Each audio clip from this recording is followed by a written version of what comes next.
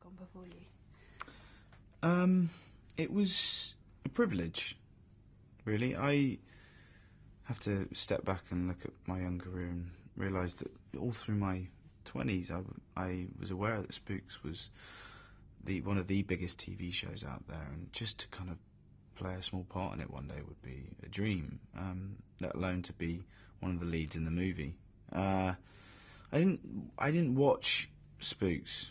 I saw bits of, but I didn't watch it as a whole series, and I think that's what I was encouraged not to, so I could be a fresh mind coming in and bringing it in as a movie, in as a different thing. We want people who are fans of Spooks the TV show to come and watch this film.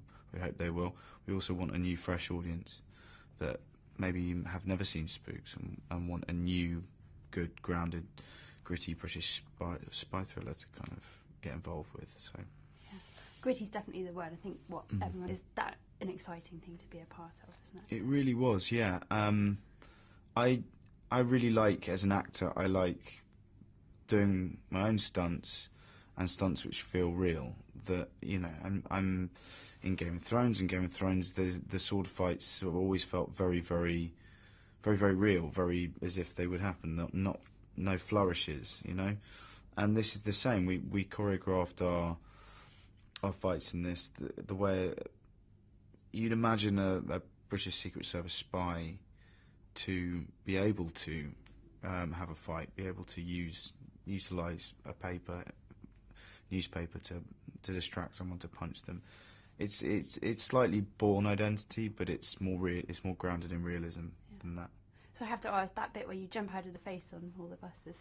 Yeah, yeah. My face was going past all the time. But I mean, you can't lock down London, and so we had times when I remember we were in Heathrow, and you can't lock down Heathrow. So you're in the middle of a scene, you hear bing bong. You know, the plane to Madagascar will be delayed by 30, and you'd have to stop, wait, and then deliver your line. And also you'd have just members of the public walking past, looking into camera. It's difficult, a movie like this, which is set in tricky places to film. And then, I mean, how do you find that? Slightly terrifying. When this movie's out at the moment, there's a lot of posters on the tubes, and I walked onto that. I like catching the tube. I like catching the bus. I don't ever want to stop doing that. But it is a little disconcerting when the tube train pulls up and your face is there, right beside you, massive. And yeah, it can. It's a bit strange, but it's just, I guess, what it's about. And you made some comments earlier this year, which I'd saying what you said about that afterwards. No, I don't. I think if you were to walk into an interview room and say to a female actress, "How's it feel being a babe?" I think you'd get your comeuppance as an interviewer, and I feel there shouldn't be a double standard. And personally, the question I was originally asked, "Do you like being referred to as a hunk?" No, I don't. I like referred to as kid. And could go at any time in the show.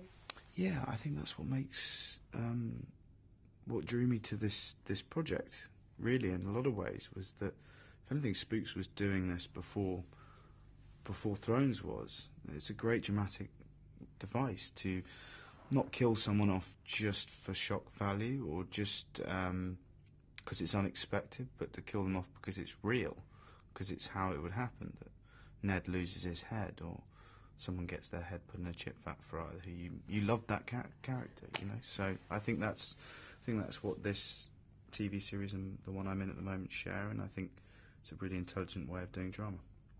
Thank you very much.